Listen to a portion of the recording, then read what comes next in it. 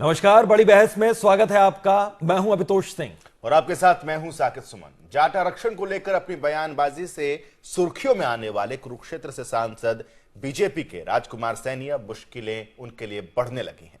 सर्वजात सर्वखाप महापंचायत की महिला इकाई की राष्ट्रीय अध्यक्ष संतोष दहिया ने कुरुक्षेत्र में सीजीएम की कोर्ट में सैनी के खिलाफ याचिका दाखिल कर दी है। याचिका में सैनी पर जातिगत जहर घोलने और सामाजिक सौहार्द बिगाड़ने का आरोप लगाया गया है। मामले में सुनवाई अब 2 जुलाई को होगी। अक्सर विवादास्पद बयान देकर सुर्खियों में रहने वाले कुरुक्षेत्र के सांसद राजकुमार सैनी कानूनी दांवपेच में फंसते नजर आ रहे हैं। सैनी की मुश्किलें अब बढ़ सकती हैं क्योंकि बुधवार को सर्वजात सर्वखाप महापंचायत की महिला इकाई की राष्ट्रीय अध्यक्ष संतोष दहिया ने सीजीएम कोर्ट में सैनी के खिलाफ शिकायत की है। संतोष दहिया ने बाकायदा एक याचिका दाखिल कर सैनी पर जातिगत जहर घोलने और सामाजिक सौहार्द बिगाड़ने का आरोप लगाया है। दहिया ने इस बाबत पीएम और राष्ट्रपति के नाम डीसी को ज्ञापन भी सौंपा है। लोकतंत्र में जो लोकसभा है वो सबसे बड़ी पंचायत है और ऐसे में जिस सांसद को कुरुक्षेत्र लोकसभा से लोगों ने चुनकर भेजा है उन सभी लोगों को आहत किया है क्योंकि वो जात पात का जहर घोल रहे हैं और विशेष समुदाय के बारे में अभद्र भाषा का प्रयोग कर रहे हैं, टिप्पणियां कर रहे हैं जो कि उनको कतई शोभा नहीं देती। सबसे पहली चीज कि वो लोकतंत्र की गरिमा को ठेस पहुंचा रहे हैं। दूसरी बात, जाट आरक्षण सुप्रीम कोर्ट में रिव्यू पिटीशन में गया हुआ है तो वो माननीय न्यायालय को भी कटघरे में खड़ा कर रहे हैं। तो समाज में जिस तरह से वो जहर घोल रहे हैं इसके विरुद्ध मैंने उनके विरुद्ध आज याचिका दायर की है और मैं अपील करूंगी कि उनके विरुद्ध आईपीसी की धारा 153A और 153B के तहत मुकदमा दर्ज किया जाए और उनकी सदस्यता रद्द की जाए। अपनी शिकायत में संतोष दहिया ने कहा कि आरक्षण का मुद्दा अभी सुप्रीम कोर्ट में विचाराधीन है। ऐसे में आरक्षण के मुद्दे पर सांसद ने अनाप शनाप बयान देकर अदालत की गरिमा को भी तोड़ा है। दहिया का मानना है कि सांसद सैनी के खिलाफ सामाजिक सौहार्द बिगाड़ने और जातिगत जहर घोलने के मामले में आईपीसी की धारा 153A और 153B के तहत मुकदमा दायर कर उन्हें दंडित किया जाए। साथ ही दहिया ने सांसद की सदस्यता भी रद्द करने की मांग की है। 153A और 153B के तहत जो है आईपीसी की धाराओं के तहत की गई है आज दायर श्री जर्नैल सिंह सीजीएम साहब की कोर्ट में, और इसमें अगली जो तारीख पेशी है वो 2/7/2015 लगी है, जिसपे हम अपनी प्रिलिमिनरी एविडेंस जो है ना अदालत में पेश करेंगे और उसकी कंसिडरेशन के बाद इनको नोटिस होगा, बतौर अक्यूज के यहाँ हाजिर होंगे और अपनी जमानत करेंगे। उधर सांसद राजकुमार सैनी मानते हैं कि जो लोग उन पर आरोप लगा रहे हैं वो खुद ही समाज में जातिगत जहर फैलाने में लगे हैं। सांसद सैनी ने ताल ठोकते हुए कहा कि अगर उनके खिलाफ कोई शिकायत की गई है तो वो इसका कोर्ट में जवाब भी देंगे। वो जात पात की बात कर रहे हैं, हम एक वर्ग की बात कर रहे हैं और एक उन लोगों की बात कर रहे हैं जिनका कोई पॉलिटिकल, शैक्षणिक, आर्थिक आधार नहीं है। अपन उनकी बात कर रहे हैं। वो अपनी सिर्फ जात की बात कर रहे हैं और आरोप मुझ पे लगा रहे हैं कि जो राजकुमार सैनी जाति पाति का जहर घोल रहा है। जिन लोगों को शर्म नहीं आ रही कि वो खुद जात पात की बात कर रहे हैं और आरोप दूसरों पे लगा रहे हैं, इसके जो वो करते हैं वो उनको करने दें, उसका जवाब कोर्ट में दे देंगे। सीजीएम कोर्ट में शिकायत के बाद अब सैनी को अदालत में अपनी सफाई देनी होगी। मामले में सुनवाई 2 जुलाई को होगी। गौरतलब है कि कुरुक्षेत्र से बीजेपी सांसद राजकुमार सैनी लगातार जाट आरक्षण का विरोध करते रहे हैं और इसको लेकर वो सार्वजनिक मंचों से जाटों के खिलाफ खुलकर बयानबाजी भी कर चुके हैं। फोकस हरियाणा के लिए कुरुक्षेत्र से राजेश चौहान की रिपोर्ट। तो राजकुमार सैनी की मुश्किलें बढ़ सकती हैं, बावजूद इसके उनके बेतुके बयानों का सिलसिला लगातार जारी है। बीजेपी सांसद राजकुमार सैनी ने अब विपक्ष पर अपनी भड़ास निकाली है। कैलायत में राजकुमार सैनी ने कांग्रेस को धमकी देते हुए इमरजेंसी के दौर की याद दिलाई। सैनी यहां तक कह गए कि विपक्ष काम में दखल देकर उन्हें मजबूर न करे और अगर ज्यादा शोर मचाया तो जेल भेज दिया जाएगा। विपक्ष के लोगों के बल्कि एक बात लेके बैठा था कि जितने ज्यादा चिल्ला रहे हैं इनको इमरजेंसी की याद दिला देनी चाहिए। सुना आपने सांसद साहब ने क्या कहा? जनाब, विपक्ष को सीधे सीधे धमकी दे रहे हैं। इनका कहना है कि अगर विपक्ष वालों ने इनकी सरकार के खिलाफ आवाज उठाना बंद नहीं किया तो जेल भिजवा देंगे। इमरजेंसी के नए नए पैरोकार बने इन सांसद साहब को तो आप जानते ही होंगे। जनाब राजकुमार सैनी हैं, कुरुक्षेत्र से बीजेपी सांसद। मैं तो बल्कि विपक्ष के लोगों के बल्कि एक बात लेके बैठा था कि जितने ज्यादा चिल्ला रहे हैं इनको इमरजेंसी की याद दिला देनी चाहिए कि आप लोगों ने भारतीय जनता पार्टी के सभी लोगों को उठा करके सेंट्रल जेलों में बंद कर दिया था।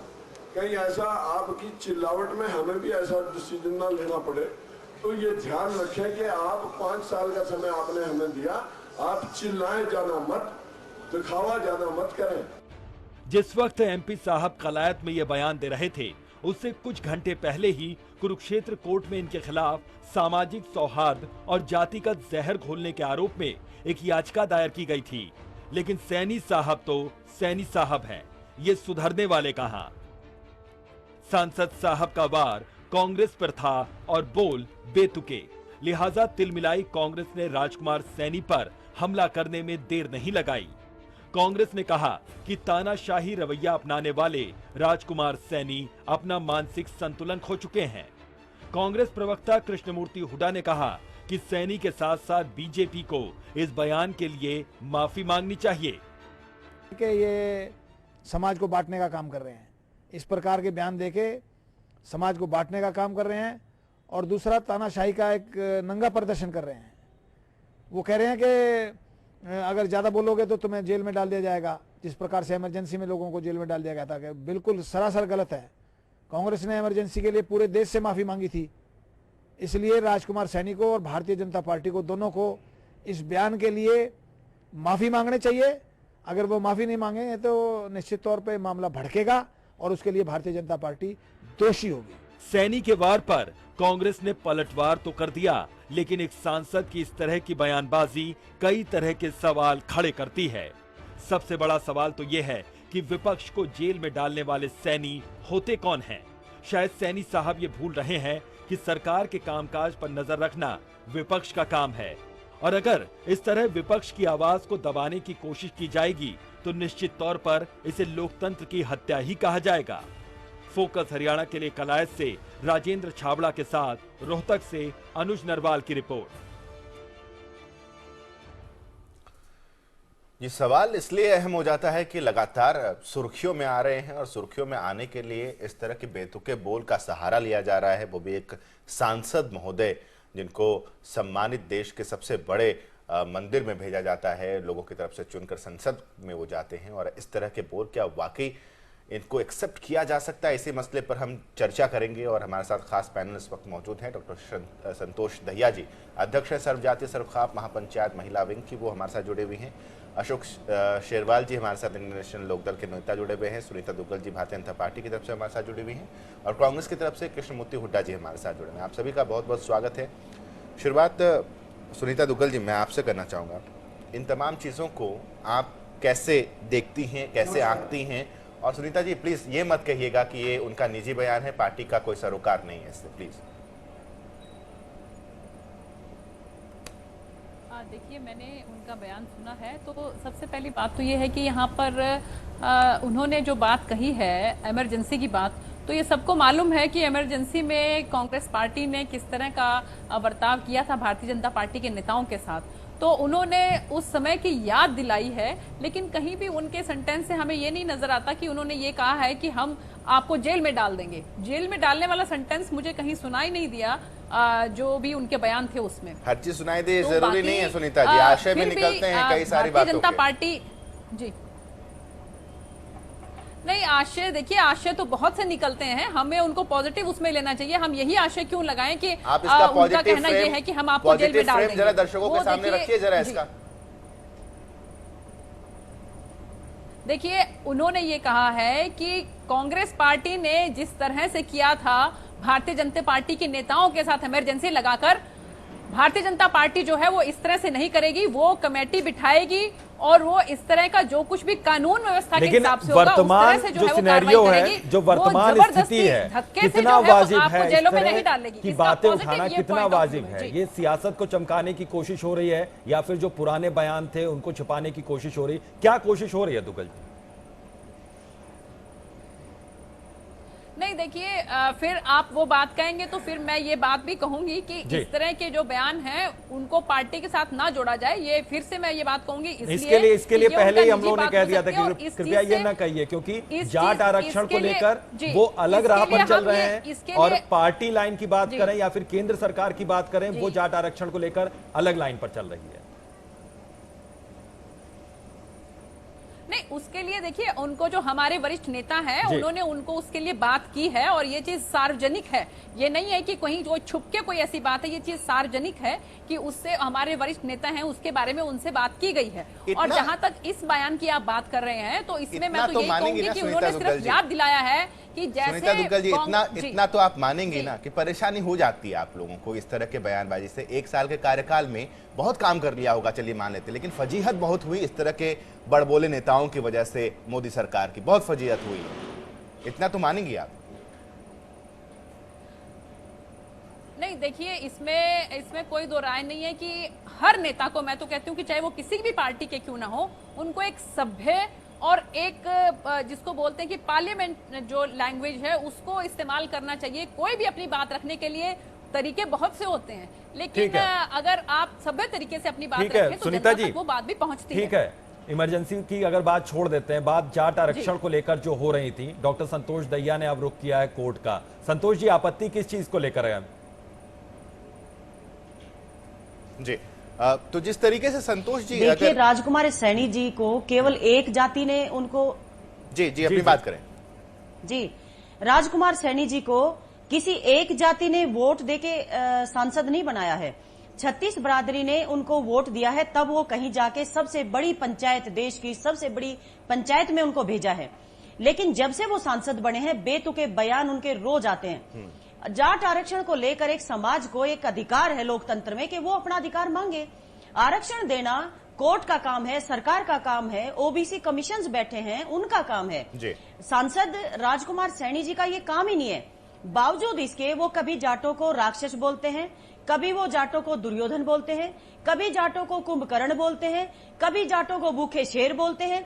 मैं ये जानना चाहती हूँ, क्या पार्टी के जो मुखिया हैं उनको ये दिखाई नहीं देता कि एक सांसद लगातार एक कम्युनिटी के विरुद्ध बोले जा रहे हैं और पार्टी उनके अगेंस्ट कोई भी उनके अगेंस्ट एक्शन ले रही है, तो हम क्या करें? इसलिए काफी दुखी मन से मुझे याचिका दायर करनी पड़ी, क्योंकि आरक्षण का अधिकार मांगना किसी भी कम्युनिटी के हक की बात है, वो मांगेंगे, देना सरकार का काम है। लेकिन एक सांसद जिसको 36 बरादरी बना के भेजती है सबसे बड़ी पंचायत में, और वो व्यक्ति रोज सरेआम पब्लिकली किसी कम्युनिटी के बारे में अभद्र भाषा का प्रयोग करते हैं, इस तरह की बात करते हैं, 24 घंटे इस तरह की शब्दों का इस्तेमाल करते हैं। बिल्कुल संतोष जी, आपने सही बात का जिक्र किया है कि अब वो जनप्रतिनिधि हैं, सांसद हैं, और किसी एक जाति ने, किसी एक समुदाय ने उनको सांसद नहीं बनाया, सबका सहयोग था तभी वो सांसद बने हैं। कृष्णमूर्ति हुड्डा जी, आपका रिएक्शन चाहूंगा। एक तरफ आरक्षण के मसले पर जाटों के खिलाफ बोलते हुए नजर आए हैं, दूसरी तरफ आज का बयान ले लीजिए जिसमें कांग्रेस को वो नसीहत देते हुए नजर आए, या फिर ये कह लीजिए कि एक तरह से धमकी देते हुए वो नजर आते हैं। ऐसे में क्या कहेंगे आप?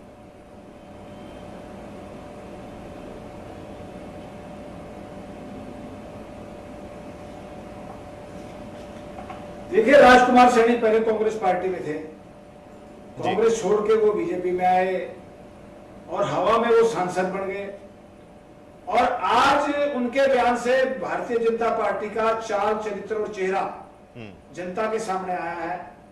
आज भारतीय जनता पार्टी का असली रूप इनके बयान के साथ लोगों ने देख लिया है। आज भारतीय जनता पार्टी इनको रोक नहीं रही, उनके बयानों को नहीं रोक रही, तो इससे लगता है कि इनको भारतीय जनता पार्टी का समर्थन है। इसलिए इस पूरे मामले के लिए भारतीय जनता पार्टी दोषी है और भारतीय जनता पार्टी को पूरे प्रदेश के लोगों के सामने माफी मांगनी चाहिए। अगर वो ऐसा नहीं करते तो वो इस प्रदेश के अंदर अफरा तफरी फैलाना चाहते हैं। भारतीय जनता पार्टी समाज को बांटना चाहती है और भारतीय जनता पार्टी जानबूझ के ऐसे आदमी को सपोर्ट कर रही है, ऐसे आदमी का समर्थन कर रही है जो इस प्रदेश को अलग अलग हिस्सों में बांटना चाहता है। ठीक है, लौटते हैं आपके पास। अशोक शेरवाल जी, आप किस तरह से इसको देखते हैं? आपकी इस पर क्या प्रतिक्रिया रहेगी पार्टी की ओर से? क्या सियासत में जातिवाद का जहर घोलने की कोशिश हो रही? इस तरह के बयानों से क्या अंदाजा लगाया जा सकता है? देखिए, जहाँ तक इंडियन नेशनल लोकदल का सवाल है, इंडियन नेशनल लोकदल एक सामाजिक संस्था का नाम है, समाज से जुड़ी हुई है। और जहाँ तक जात पात का सवाल है, इंडियन नेशनल लोकदल कभी भी जात पात की राजनीति कभी नहीं की है। हमारे बीच में जननायक कुछ चौधरी देवीलाल जी ने संघर्ष का जो बिगुल बजाया था, लोगों की सेवा करने का माध्यम जो बना करके दिया था, उसके माध्यम से सर्व समाज के हित की इंडियन नेशनल लोकदल बात करती है। लेकिन जो आज जिस किस्म के आज बयान आज राजनीति में निकल करके आ रहे हैं, चाहे कांग्रेस की तरफ से आ रहे हैं, चाहे भारतीय जनता पार्टी की तरफ से आ रहे हैं, मैं स्पष्ट तौर पे टीवी चैनल के माध्यम से कह देना चाहता हूं, नए भारतीय जनता पार्टी के लोगों को ना कांग्रेस के लोगों को इस देश से कोई लगाव नहीं है। केवल और केवल अपनी राजनीतिक स्वार्थ के लिए आज वो अपनी राजनीतिक स्वार्थ की वजह से इस तरह का बयान दे रहे हैं। हम आपके पास शेरवाल साहब लौटेंगे। एक सवाल वरिष्ठ पत्रकार महावीर जैन जी भी हमारे साथ जुड़े हुए हैं। महावीर जी, एक सवाल मेरा आपसे है। शेरवाल साहब, हम आपके पास लौटेंगे। महावीर जैन जी, एक सवाल मेरा आपसे यहाँ पर ये है, इसकी जितनी भी घोर निंदा की जाए उतनी कम है। ठीक है शेरवाल साहब, हम लौटेंगे आपके पास। महावीर जी, सवाल यह है कि क्या इसे पब्लिसिटी स्टंट कहें कि कभी सरकारी जो मुलाजिम हैं उनको लेकर के बयान सामने आता है, कभी जाट आरक्षण के मसले पर बयान सामने आता है, और अब कांग्रेस को लेकर एक बयान सामने आता है, हिदायत के तौर पर वो बयान सामने आता है। तो कुछ ना कुछ लगातार ऐसा कर रहे हैं जिसकी वजह से सुर्खियों में आते हैं। क्या इसे हम पब्लिसिटी स्टंट कहें?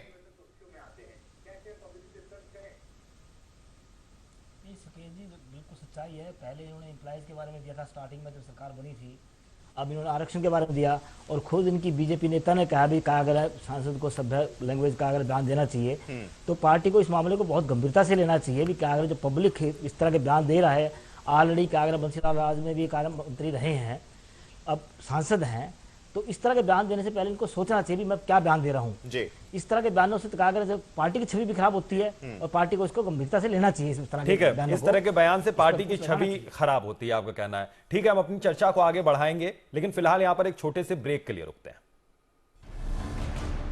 जितने ज्यादा चिल्ला रहे